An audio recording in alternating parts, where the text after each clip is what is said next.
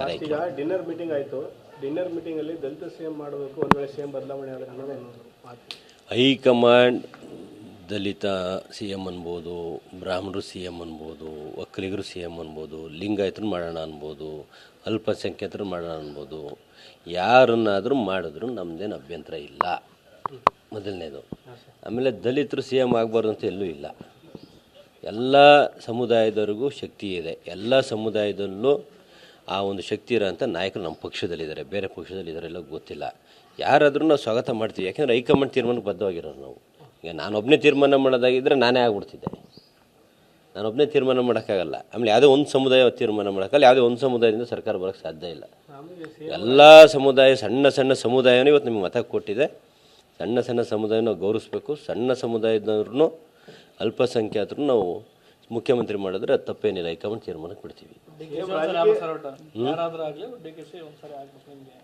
ಅಲ್ಲ, ಅವ್ರು ಆಗ್ತಾರೆ, ಆಗಲೇಬೇಕು ಅಂತ ನಾನು ಮುಂಚಿನ ಒತ್ತಡ ಇದೆ. ಅದಕ್ಕೆ ನಾನಲ್ಲ ಡಿಸಿಷನ್ ತಗೊಳ್ಳೋದು, ಹೈಕಮಾಂಡ್ ಅಲ್ವಾ. ಹೈಕಮಾಂಡ್ ಡಿಸಿಷನ್ ತಗೊಳುತ್ತಲ್ಲ, ಹೈಕಮಾಂಡ್ ತಗೊಳ್ಳೋದಕ್ಕೆ ನಾನು ಸ್ವಾಗತ ಮಾಡಲೇಬೇಕಾಗ್ತದೆ, ಮಾಡ್ತೀನಿ. ಮಠಾಧೀಶರು ಕೂಡ ದಲಿತ ಸಿ ಎಂ ಬೇಕು ಅಂತಂದು ತುಮಕೂರಲ್ಲೆಲ್ಲ ಮೀಟಿಂಗ್ ಮಾಡಿದ್ದಾರೆ ಎಲ್ಲ ಮಠಾಧೀಶರು ಕೂಡ. ಈಗ ಸಹಜ, ಅವು ಸಮುದಾಯದ ಮಠಾಧೀಶರು ಆ ಸಮುದಾಯದ ಬಗ್ಗೆ ಮಾತಾಡೋದು ಸಹಜ ಇದೆ. ಮೊನ್ನೆ OBC ಯಾರು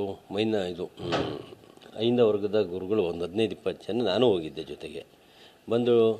DK ಶಿವಕುಮಾರ್ ಸಾಹೇಬ್ರನ್ನ ಆಶೀರ್ವಾದ ಮಾಡಿ ಮುಖ್ಯಮಂತ್ರಿ ಆಗಲಿ ಅಂತ ಹೊರಗಡೆ ಸ್ಟೇಟ್ಮೆಂಟು ಕೊಟ್ಟರು.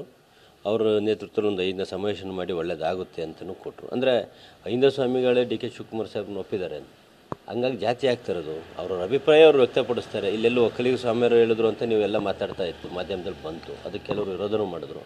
ಈಗ ಅವರೊಬ್ಬರೇ ಮಾತಾಡಿದರೆ ಜಾತಿ ಪ್ರಕಾರ ಹೋಗೋದು. ಈಗ ಯಾರು ಐಂದ ಸಂಬಂಧಪಟ್ಟ ಮಠಾಧೀಶರು ಎಲ್ಲರೂ ಬಂದು ಹೇಳಿಕೆ ಕೊಟ್ಟು ಈಗೇನು ಹೇಳ್ತೀರಿ ನೀವು? ಹಾಗಾಗಿ ಯಾವ ಮಠಾಧೀಶರು ಹೇಳಿದ್ರು, ಯಾರೇ ಶಾಸಕ ಅಥವಾ ಯಾರೇ ವಿಧಾನ ಪರಿಷತ್ ಸದಸ್ಯ ಹೇಳಿದ್ರು ಯಾವುದು ಬದಲಾವಣೆ ಆಗಲ್ಲ. ಈಗ ಏನಾದ್ರು ಬದಲಾವಣೆ ಆಗಬೇಕು ಅಂದ್ರೆ ಹೈಕಮಾಂಡ್ ತೀರ್ಮಾನ ಆಗಬೇಕು. ಹೈಕಮಾಂಡ್ ಯಾವತ್ತು ತೀರ್ಮಾನ ಮಾಡುತ್ತೋ ಅವತ್ತು ಯಾರನ್ಗೆ ಹೇಳ್ತಾರೋ ಅವರಿಗೆ ನಾವೆಲ್ಲ ಸಿದ್ಧವಾಗಿದ್ದೀವಿ ಮತ ಹಾಕಿ. ನಾವು ಸಿಎಂ ರಾಜಕೀಯ ಕಾರ್ಯದರ್ಶಿ ಆಗುವುದಂತ ಭಾಳ ಎಕ್ಸ್ಪೆಕ್ಟ್ ಮಾಡ್ತಾರೆ. ಏನು ಸಂಕ್ರಾಂತಿ ನಂತರ ಕಾಂಗ್ರೆಸ್ ಪಕ್ಷದಲ್ಲಿ ಕಸ ಹೊಡಿ ಅಂದ್ರೂ ಅಥವಾ ನೀವೇನು ಹೇಳಿದ್ರೆ ಆ ಹುದ್ದೆನೂ ಇರ್ಬೋದು, ಯಾವುದೇ ಹುದ್ದೆ ಕೊಟ್ಟರು ನಾನು ಶಿರಸ ವಹಿಸಿ ಕೆಲಸ ಮಾಡೋಕ್ಕೆ ಸಿದ್ಧಿದ್ದೀನಿ. ನಾನು ಕಾಂಗ್ರೆಸ್ ಪಕ್ಷದ ನಿಷ್ಠಾವಂತ ಕಾರ್ಯಕರ್ತನಾಗಿದ್ದೀನಿ.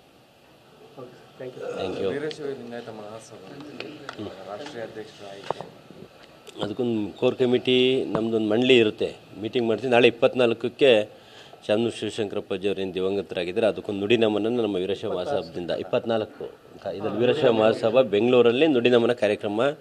ಎಲ್ಲ ಲಿಂಗಾಯತರ ಮುಖಂಡರು, ಶಾಸಕರು, ಎಲ್ಲ ಪಕ್ಷದ ಶಾಸಕರು, ಮುಖಂಡರು ಸೇರಿ ನುಡಿ ನಮನ ಕಾರ್ಯಕ್ರಮ, ಅವರಿಗೊಂದು ನಮ್ಮ ಸಮಾಜಕ್ಕೆ ಕೊಟ್ಟ ಕೊಡುಗೆ ಬಗ್ಗೆ ಒಂದು ಸ್ಮರಣಿಸೋಕ್ಕೆ ಒಂದು ಕಾರ್ಯಕ್ರಮ 24 ಹಾಕ್ಕೊಂಡಿದ್ದೀವಿ.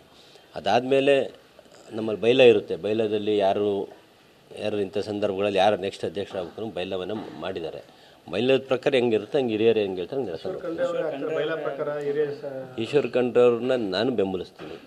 ನಾನು ಅವ್ರ ಜೊತೆಗಿರೋದು, ನಾನು ಅವ್ರನ್ನ ಬೆಂಬಲಿಸ್ತೀನಿ. ಅವ್ರ ಜೊತೆ ಕೆಲಸ ಮಾಡೋಕ್ಕೆ ನಾನು ಇಷ್ಟಪಡ್ತೀನಿ.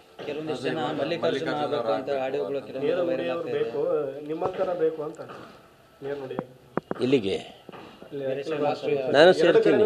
ನಾನು ಇದ್ದೀನಿ ವೀರಶೈವ ಮಹಾಸಭಾದ ಜಿಲ್ಲಾ ಯುವ ಘಟಕ ಅಧ್ಯಕ್ಷನ ಕೆಲಸ ಮಾಡಿರೋ ಅನುಭವ ಇದೆ. ಆಮೇಲೆ ಶಾಸಕನಾಗಿ ಪಕ್ಷ ಸಂಘಟನೆಗೆ ಹೋಯ್ತಿಗೆ ಸ್ವಲ್ಪ ವೀರಶೈವ ಲಿಂಗಾಯತ ಸಮುದಾಯ ಕಡೆ ಕಡಿಮೆ ಆಯಿತು. ಈಗ ಈಶ್ವರ್ ಖಂಡ್ರೆ ಸಾಹೇಬ್ರ ಜವಾಬ್ದಾರಿ ಕೊಟ್ಟರು ನಾನು ನಿರ್ವಹಿಸ್ತೀನಿ, ಅವ್ರ ಜೊತೆಗೆ ಇರ್ತೀನಿ. ನೀವೆಲ್ಲ ದೇವಸ್ಥಾನಕ್ಕೆ ಹೋಗಿದ್ರಿ ಸರ್? ಸಾಹೇಬ್ರು ಸೇಮ್ ಆಗಲಿ ಅಂತಿಲ್ಲ. ನಾನು ಎಲ್ಲ ದೇವಸ್ಥಾನ ಪೂಜೆ ಪುನಸ್ಕಾರ ಮಾಡಿದ್ದೀನಿ, ಮುಚ್ಚಿಟ್ಕೊಳ್ಳೋದು ಏನಿಲ್ಲ. ಆಗಲಿ ಅನ್ನೋದು ನನ್ನ ಬಯಕೆ ಇದೆ.